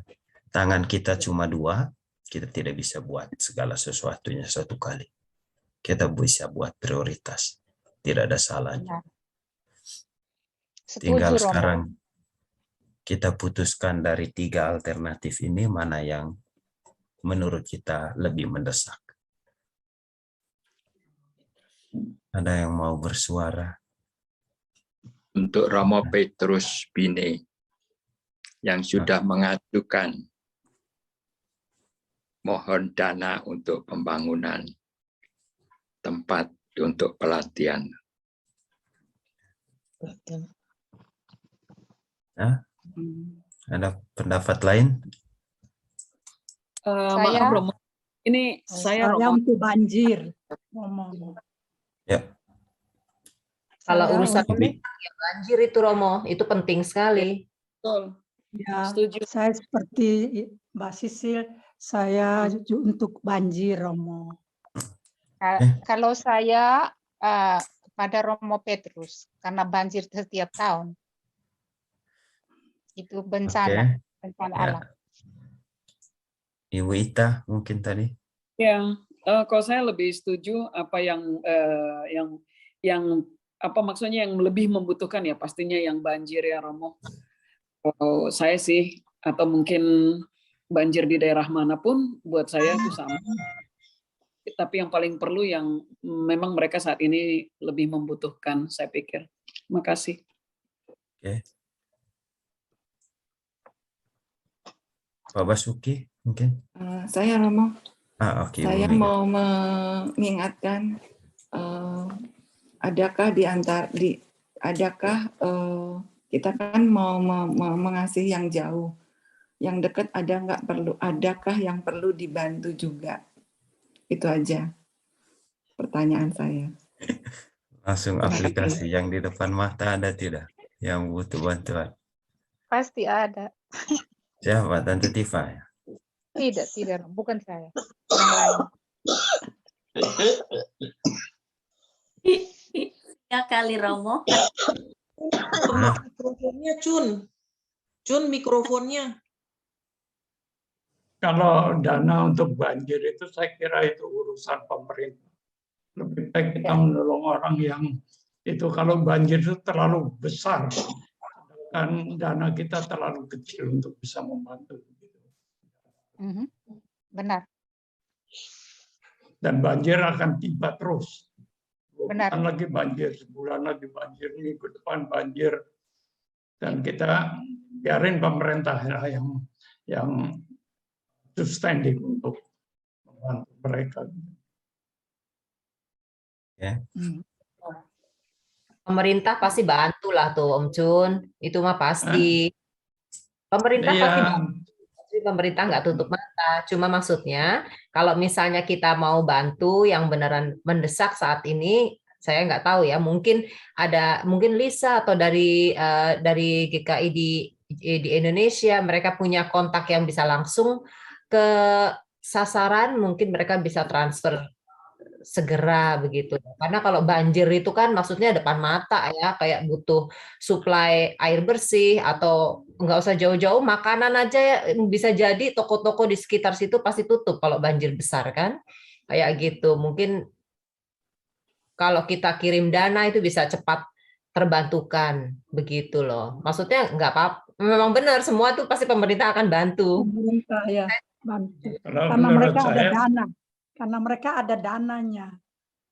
menurut saya begini ya, kalau kenal satu keluarga yang memang menderita kena banjir itu kita bisa bantu. Tapi kalau kita algemain untuk banjir itu hilang, itu barang hilang, nggak ada gunanya. Benar. Kita seperti satu titik di dalam satu titik air di dalam selimut. Iya. Nggak ada artinya. Tapi kalau kita kenal orangnya yang betul-betul menderita karena kebanjiran itu, saya nggak kan kita bisa bantu mereka. Tapi jangan untuk algemain, untuk banjir. Kita nolong kan kali Romo. Karena itu urusan pemerintah. Mungkin nyambung Pak Cun, mungkin ya mungkin karena tidak tahu gitu ya. Maksudnya gini, ini banjir di Sintang baru pertama setelah beberapa puluh dekade gitulah intinya yang terparah saat ini. Dan kami khususnya di Gereja Katolik sih sedang mengumpulkan dana untuk keuskupan. Jadi keuskupan Sintang, karena di keuskupan itu akhirnya menampungkan banyak umat-umat di sana yang sudah kehilangan rumah segala macam gitu ya, kemudian menampung di keuskupan. Dan kemarin ya kami nggak banyak sih, dari kami sendiri itu cuma 3 juta, tapi paling nggak berharga lah buat mereka gitu kan. Jadi seberapapun, bahkan yang 3 juta pun berharga buat mereka. Kami langsung transfer ke keuskupan Sintang. Apalagi kalau kita bisa memberikan ya bisa lebih ya, 3 juta saja berarti buat mereka gitu aja sih. Tapi terserah aja, ini alternatif. Ya baik. Maksud saya kalau diserahkan ke keuskupan gitu saya setuju ya, karena itu saluran akan diterima dengan ke orang yang betul-betul membutuhkan. Tapi kalau kita kirim ke dana ke salah satu itu yang kita nggak tahu, uang itu bakal hilangan. Itu maksud saya. Ya kalau keuskupan lebih baik. Suster Bene? Ya, menambahkan sedikit saja bahwa memang kalau melihat dari segi urgensinya tentu bencana alam lebih ada faktor urgensinya. Dan banjir yang terjadi di Sintang dan juga di Malang itu bisa dikatakan bukan banjir biasa karena situasinya seperti tsunami.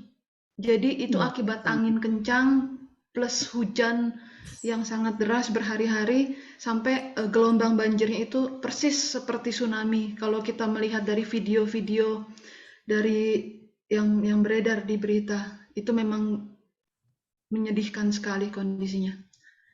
Saya tidak berpendapat mana yang harus kita sumbang, tetapi menambahkan informasi tentang banjir yang terjadi di sana. Terima kasih. Sudah jelas prioritasnya banjir. Ya, terima kasih Romo. Menurut banjir, Romo, banjir bukan tahun lalu banjir sudah dibantu ke Nusa Tenggara Timur. Ini lagi banjir. Itu tiap tahun setiap tahun akan banjir selalu ada. Dia tidak akan pergi karena ini dunia klima andal ya. Maksudnya udara sudah berbeda zaman sekarang di dunia.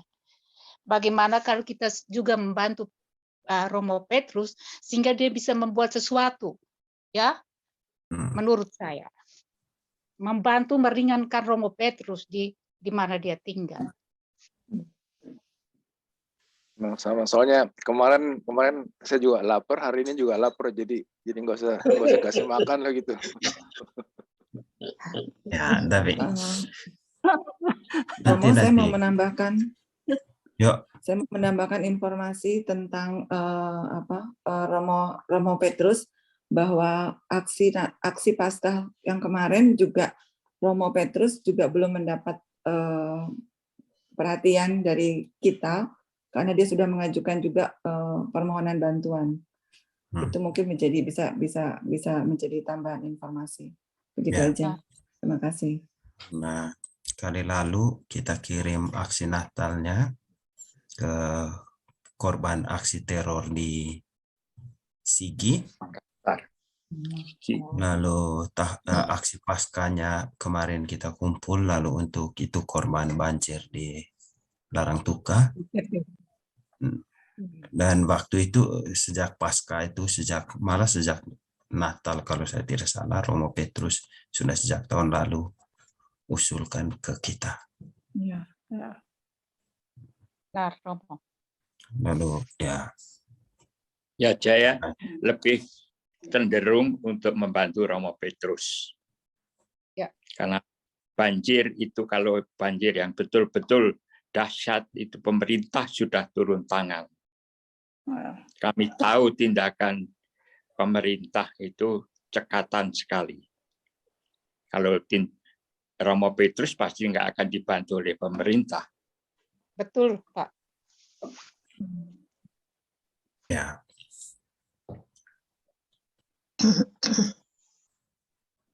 Tergantung kita. Boleh angkat suara, Romo? Ya, itu orang Makassar ini angkat suara dekat Romo Petrus. Ya, aku cuma kebayang anak-anak kasihan banjir, nggak punya rumah, terus nggak sekolah, yang begitu itu kan urgent ya. Kita kan dikaruniai karena kita hidup setiap hari, kita harus bersyukur apa yang kita punya hari ini.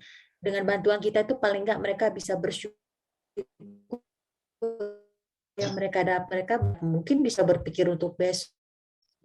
Dengan apapun pemerintah memberikan bantuan,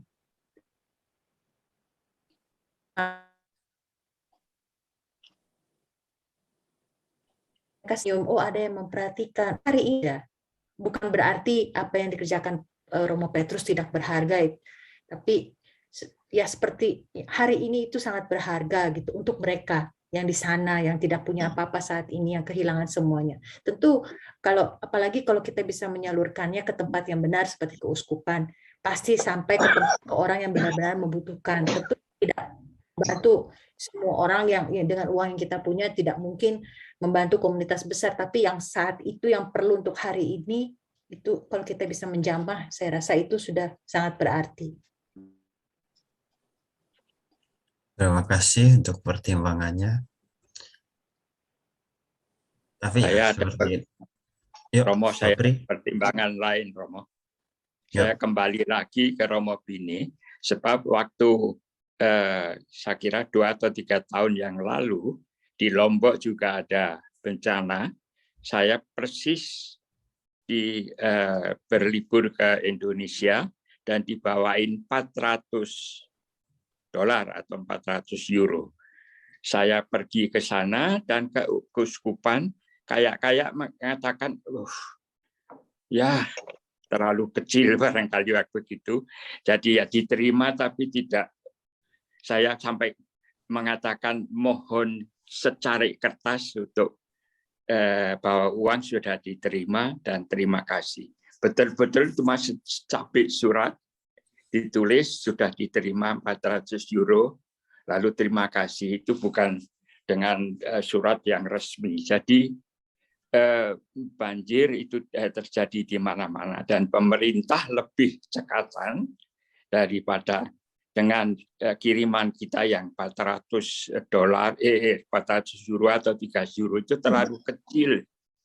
Lebih baik ke Romo Bini yang manfaatnya lebih besar. Dengan dana kecil tapi manfaatnya besar. Terima kasih. Jadi ini pengalaman saya yang membawa dana tapi kayak enggak dianggap. Romo, saya lagi Romo. Boleh? Saya lebih senang seperti Pak Peri. Karena Indonesia juga manusia yang juga banyak orang kaya, mereka juga bisa bantu ke arah banjir, ya. Tetapi Romo Petrus sudah minta bertahun-tahun, 2-3 tahun, berapa tahun saya tidak tahu. Lebih baik arahnya ke sana sehingga dia merasa permintaan saya dikabulkan. Menurut banjir, setiap tahun selalu ada. Terima kasih, Romo. Terima kasih untuk pertimbangan. Ya, ada banyak pertimbangan, tapi satu hal yang saya mau katakan, ya ketika perbuatan kasih itu didiskusikan, dia akan menjadi sulit. Dia akan menjadi sulit. Benar. Kalau dilaksanakan atau dialami, dia lebih mudah sih sebenarnya. Kita tinggal menentukan saja kemana. Yang jelas, ketika kita menjalankan perbuatan kasih, kita jangan terlalu berpikir untuk apa uang itu digunakan. Yang kita keluarkan, biarkan mereka yang menggunakan, yang menerimanya, menggunakan dengan cara mereka sendiri. Kita tidak perlu atur dia punya cara penggunaan. Kalau kita berbuat kasih, lalu mengharapkan sesuatu supaya uangnya dibuat begini-begini, kasih kita itu kelihatannya belum tulus untuk saya. Itu ada motivasi egoistis. Kita mau supaya kita berbahagia, kita dihargai dengan berbuat kasih. Itu belum rela. Perbuatan kasih itu belum rela untuk saya. Ketika kita memberi sesuatu, dan kita membiarkan orang buat apa dengan yang kita beri itu baru kasih yang tulus. Ya betul Pak, tapi harus tepat sasaran. Sebab kalau kita kasih sumbangan lalu dimasukin ke kantongnya sendiri, terus kita nggak boleh apa-apa, nggak benar juga. Yang perlu kita tetap sasarannya yang betul, bukannya kita mau mengatur untuk apa uang itu terserah mereka. Kita punya sasaran ada dua, ini jelas ke Keuskupan Sintang atau ke Romo Petrus. Ya. Ya, tinggal kita putuskan nanti mau kemana. Romo Boleh Petrus. saya tanggapan Romo? Yuk. Kalau saya lihat Romo ya, untuk yang banjir itu perlu. Untuk Romo Petrus pun perlu. Tapi mari kita sama-sama, artinya kita clear harus melihat. Artinya kalau untuk yang banjir itu sumber dananya sudah ada belum? Untuk yang Romo Petrus itu sumber dananya sudah ada belum? Kalau saya lihat di pemerintahan sekarang, ya artinya di masa Pak Jokowi jadi presiden, kita nggak perlu takut dengan apa yang terjadi di Sintang. Itu pemerintah akan bisa menanganinya mungkin lebih baik daripada apa yang kita bisa berikan. Gitu. Tapi kalau yang saya lihat dari perjalanan diskusi kita hari ini, apa yang diharapkan oleh seorang Romo Petrus yang hendak melakukan sesuatu, gitu. Dia dengan kerendahan hati dia coba menggugah kita, gitu, menggugah kita untuk sesuatu yang bukan untuk dia, gitulah, yang bukan untuk dia, gitu. Nah, dia membutuhkan sedikit apapun yang mungkin bisa kita berikan untuk membantu dia, minimal dia kita bisa kasih semangat bantuan moral. Mungkin materi yang kita kasih itu tidak ada artinya dengan sesuatu yang besar itu. Tetapi itu bisa menjadi dorongan semangat sama dia untuk dia menjadi lebih semakin giat, semakin melayani Tuhan. Nah, itulah kalau yang saya lihat. Coba mari sama-sama kita pertimbangkan dengan baik-baik. Jadi saya serahkan kepada kita semua. Tapi mari sama-sama kita dengan jernih kita berpikir, dengan dari hati kita coba apa yang mau kita lakukan. Apakah dengan membantu banjir itu kita sudah merasa, apakah dengan membantu Romo Petrus kita sudah merasa? Saya pikir enggak itu. Itu. Kalau saya itu aja lah. Itu dari saya, Romo. Terima kasih. Maaf Romo, agak ini bisa saya ngomong Romo sedikit. Silakan. Ya, memang tadi kan Romo sudah menyatakan bahwa mengasihi itu tidak melihat bagaimana kita senang atau tidak. Kasih itu kasih agape. Kasih yang wajib. Jadi apa yang kita inginkan untuk membantu orang lain, tidak melihat itu bagaimana dia senang atau berapa, apa itu berarti apa-apa, tidak begitu. Yang penting bagi kita mau memberikan. Mengenai siapa yang mau diberikan, saya kira kalau didiskusikan di sini tidak habis-habisnya Romo. Saya minta kepada tim pastoral untuk menentukan, dan mereka itu saya pikir kita berdoa supaya mereka juga dikasih hikmat untuk menentukan siapa yang harus kita bantu. Yang penting saat ini kita mau memberikan kasih kita orang lain. Itu aja. Terima kasih. Oke, terima kasih. Kembali ke tim pastoral, kembali ke laptop. Tapi bisa lah. Nanti dalam benak saya kalau sumbangan aksi Natal kita terkumpul lumayan banyak, ya kita bisa bagi. Ada yang disumbangkan ke Keuskupan Sintang, ada yang disumbangkan ke Romo Petrus. Tapi kalau kita misalnya buat batas jangka waktu, saya tidak tahu kebutuhan orang korban banjir itu sampai kapan. Biasanya aksi Natal kita dikumpulkan sampai Januari. Januari baru dikumpul. Apa kalau kita kirim bantuan itu ke Sintang masih mendesak? Kalau yang mau cepat 1-2 hari ini kita kumpul lalu dikirim dalam waktu paling lambat 1 minggu ke depan mungkin itu mendesak untuk korban banjir. Tapi kalau sudah sampai Januari, saya rasa itu tidak mendesak lagi. Kita bisa utang KKIA dulu. Utang Ya, dulu. kalau mau korban banjir ya bisa dikeluarkan dari kas KKIA untuk sementara. Ya, nanti sumbangannya masuk ke KKIA. Jadi kita bayarin dulu sekarang supaya cepat. Lalu nanti kalau ada sumbangan masuk itu masuk ke kas KKIA. Ya, setuju. Nanti akan dirundingkan dengan tim pastoral yang lain. Lalu ya atas rekomendasi kita bisa ambil dari kas KKIA untuk korban banjir. Lalu aksi Natal yang kita kumpul sampai Januari mungkin akan dikirim ke Roma Petrus. Ya. Jadi dua-dua pertimbangan kita itu masuk. Ya. Jangan ada yang berkecil hati karena nanti sumbangannya dikirim ke Roma Petrus karena kita juga ya Terima kita kasih, merumuskan. Romo. Ya. Ya. Seperti itulah. Terima kasih, Romo. Saya kira seperti itu. Nanti untuk yang beberapa hari ke depan kita ambil dari kas KKIA. Atau kalau disepakati juga kolekte mingguan yang selama ini dikumpul, kita bisa kirim. Kolekte misa hari Minggu yang selama ini dikumpul, lumayan juga untuk korban banjir itu kita bisa langsung.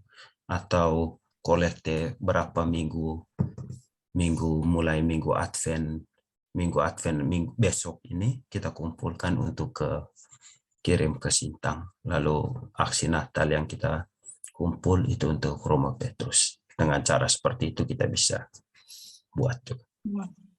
Baik, Romo. Saya kira seperti itu, atau ada pertimbangan lain, ada anjuran lain juga.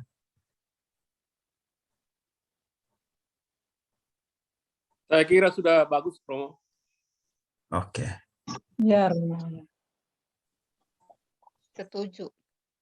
Masih ada lagi anjuran lain sebelum kita menutup kegiatan kita? Pendapat, masukan, penegasan ulang tentang tema Natal kali ini. Oh ya, kalau Natal kita kelihatannya tidak ada agape, tidak ada resepsi maksudnya, hanya ibadat. Kemarin Bishop Sar sudah telepon, lalu dia minta supaya bisa pimpin salah satu kegiatan atau ibadat KKIA. Kalau bisa dia bilang waktu Natal itu. Dia yang pimpin nanti ibadat Natal kita. Tapi sayangnya tidak ada resepsi setelah itu, tidak ada acara ramah tamah. Hanya ibadat di gereja Am Tabor mungkin nanti. Nggak apa-apa, Romo, yang penting kan ibadatnya.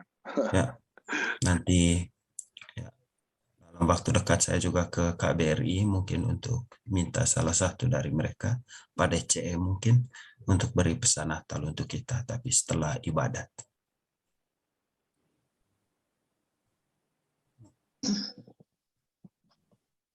Dengan Alexander juga dari Arge, dia sudah bersedia datang tanggal 18 itu. Tapi nanti diberitahu mungkin mereka datang jam 5 setelah ibadatnya sudah menjelang akhir.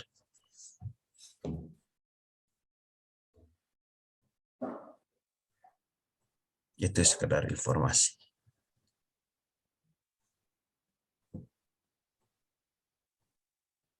Ada lagi anjuran, tanggapan, penegasan? Pak Luki? Itu nanti sumbangan diserahkan kepada siapa, Romo? Sumbangan ya nanti yang aksi Natal mungkin nanti kita buat seperti kali lalu juga, nanti dikirim ke konto saya saja atau bagaimana. Kalau ada yang mau kumpulkan secara langsung ya yang masih bisa sempat ketemu dalam beberapa waktu ini bisa. Nanti saya umumkan di grup Sinar Kasih dan juga nomor konto saya kirim di situ. Kalau ada yang mau transfer, silakan transfer. Nanti saya kirim bukti penerimaannya, seperti yang dibuat tahun lalu waktu Paskah, waktu aksi Setuju, Paskah. Romo. Setuju, oke. Yuk, Pak Luki. Sebenarnya saya tuh 2 kali pejet-pejet itu aja muncul tangan, saya kaget juga sebenarnya. Oke. Ini apa sebenarnya pertanyaan saya, apakah kita gagal kalau kasih persaudaraan itu tidak terjadi? Itu yang pembagian pemikiran saya, apakah terus kita melihat orang berkelahi di antara di Indonesia atau itu. Nah, itu menjadi bahan pemikiran, apakah berarti bahwa ini kita gagal gitu ya. Kemudian akhirnya saya berkesimpulan bahwa sebenarnya kasih itu tidak harus ditutup begitu saja pada saat Natal atau kita merenungkan saat ini, tetapi kasih harus disertai dengan kesetiaan. Artinya bahwa itu perlangsungan hidup, bukan hanya sekedar pada saat Natal itu aja. Jadi itu yang tambahan saya. Jadi kalau kita melihatkan kadang-kadang orang itu menjadi melayani atau datang mengasihi gereja, mengasihi dalam Tuhan di dalam bentuk pelayanan gereja, itu kadang-kadang mereka terbentur sesuatu itu terus mandek gitu ya. Jadi itu sebenarnya apakah betul-betul dia mengasihi atau hanya sekedar sebagai ungkapan saat sesaat gitu. Itu hanya pemikiran terakhir yang saya muncul di benak saya. Jadi bukan berarti bahwa ketika kita melaksanakan, dianjurkan untuk terapkan kasih Kristus untuk persaudaraan kita, berarti kalau kita jumpai orang berantem di Indonesia atau kita gagal, tetapi perlu kesetiaan di dalam melaksanakan kasih itu. Terima kasih, Romo. Ya, terima kasih untuk penegasannya, Pak Luki. Ya, seperti itu. Kasih ya bukan aksi sekali. Kita buat ini karena kita mau merayakan Natal, kita buat aksi solidaritas. Tapi tidak berhenti di situ. Dan saya rasa kita juga sudah mewujudkan kasih dalam hidup harian kita. Kalau kita baca kitab suci yang 2 murid Yohanes mengikuti Yesus itu, lalu mereka bertanya, Rabi, di manakah engkau tinggal? Biasanya kalau kita ditanya di manakah engkau tinggal, kita beritahu alamat rumah kita. Tetapi Yesus itu bilang, dia tidak beritahu alamat rumahnya, dia tidak sebut di Bethlehem atau di Nazaret. Tapi Yesus jawab, mari dan lihatlah. Yesus ajak 2 murid itu, 2 murid Yohanes untuk datang lihat dia punya kondisi hidup di mana. Dan ketika orang bertanya di mana engkau tinggal, Rabi di mana engkau tinggal, jawabannya adalah kondisi kehidupan kita. Dan kalau kita baca juga kitab suci, ada tertulis di mana ada cinta kasih, di situ Allah hadir di tengah kita. Di mana ada kasih, di situ Allah hadir di tengah kita. Ketika kita buat kasih di rumah kita, Allah hadir di sana. Ketika kita buat kasih di tempat kerja kita, Allah hadir di sana. Dan disitulah Allah tinggal. Ubi caritas, Deus ibi est. Di mana ada cinta kasih, di sana Tuhan ada. Saya kira itu penegasan yang baik dari Pak Luki. Kita harus wujudkan kasih itu dalam keseharian hidup kita. Karena ketika kita buat kasih, kita tunjuk bahwa Tuhan ada di sini. Kita tunjuk bahwa Immanuel, Allah beserta kita. Allah hidup dan berjalan bersama kita. Saya kira itu saja. Terima kasih banyak untuk kesediaan kita menghadiri acara rekoleksi ini. Terima kasih untuk telah merelakan waktu 2 jam ini, tidak masak, lalu setia duduk di depan laptop atau di depan handy yang kecil-kecil ini. Terima kasih semuanya. Dan kita akan bertemu pada ibadat KKIA, ibadat bulan Desember. Karena Pak David berhalangan untuk hadir dan dia menjadi koordinator ibadat evangelis, berhalangan hadir pada tanggal 4 nanti, maka dianjurkan supaya tanggal 4 itu ditukar dengan misa. Misanya dibuat tanggal 4, lalu ibadat evangelisnya nanti dibuat bulan Januari. Saya harap kita tidak berkeberatan dengan itu. Karena untuk Pak David sendiri tidak enak kalau dia hanya hubungi orang-orang di Wien, lalu mereka yang jalankan tugas, sementara Pak David sendiri tidak ada. Makanya dengan pertimbangan itu diminta untuk ditukar. Mudah-mudahan kita semua tidak keberatan dengan itu. Atau ada yang keberatan? Kalau ada yang keberatan silakan bersuara. Kalau tidak ada yang keberatan, diam-diam saja.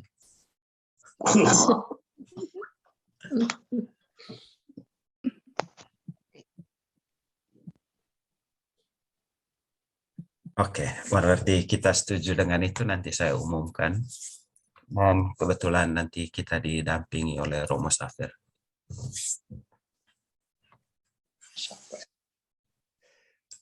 Sekali lagi terima kasih untuk kesediaan kita semua. Mari kita tutup kegiatan ini dengan doa.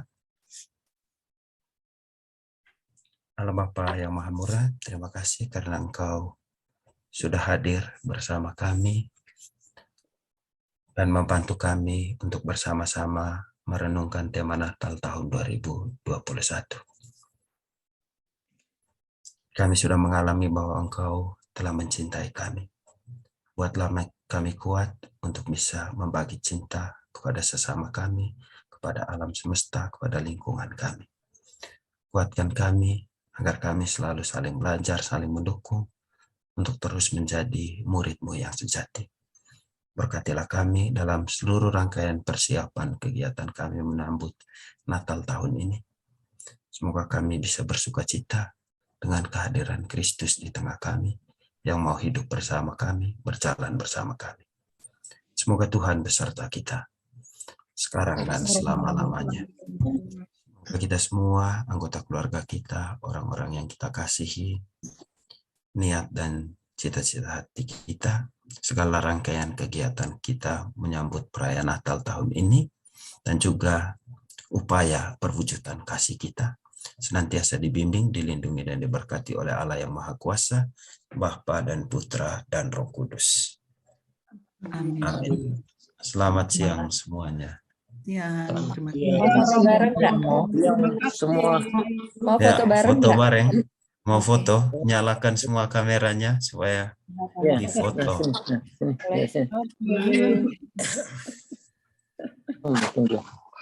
Mari buka kameranya, Tante Tifa, Suster Lydia. Tante Tifa, kamera. Gimana caranya? Hah? Tante Meli, yang itu Nggak gambar bisa. video itu. Gimana caranya? Ada gambar Video. kamera.